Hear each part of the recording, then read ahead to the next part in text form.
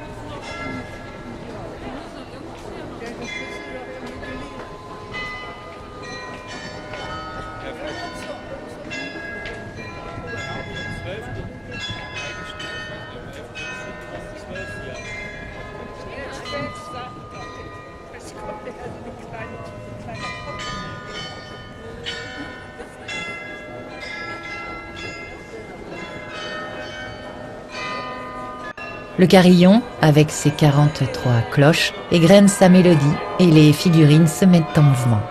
2 messagers annoncent le tournoi entre le chevalier bavarois et autrichien. Ils sont suivis de musiciens, bouffons qui annoncent la ronde. Ce tournoi est d'ailleurs un fait historique qui a eu lieu pour les noces princières en 1568 entre le duc Guillaume V et René de Lorraine. Et quel mariage! La fête la plus brillante du siècle. Les 2 personnages princiers sont représentés en retrait derrière une estrade. Leurs vêtements sont somptueux.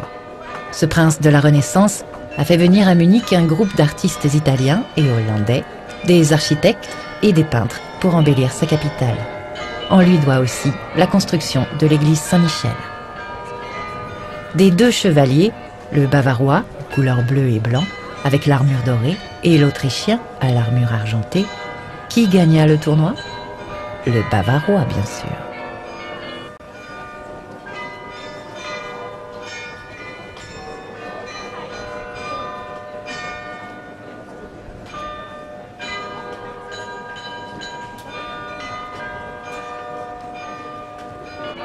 La deuxième représentation du carillon se passe à l'étage inférieur. C'est la danse des tonneliers.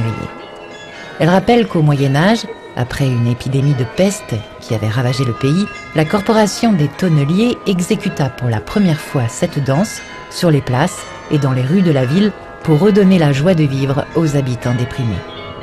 Tous les 7 ans, à l'époque du carnaval, vous pouvez assister à une vraie représentation de cette danse, restée une coutume populaire. On dit que les Munichois fêtaient autrefois leur anniversaire aux mêmes intervalles, tous les 7 ans en souvenir des tonneliers. Si vous tendez l'oreille, vous entendrez le coq.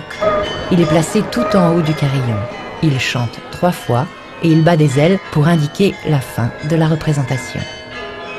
Et le petit personnage, accroché tout en haut de la flèche de la tour, c'est le petit moine, le Müncherkindl, symbole de la ville. Il rappelle ses origines, un petit bourg autour d'un monastère de bénédictins. En allemand, Mönch, moine, a donné Munich.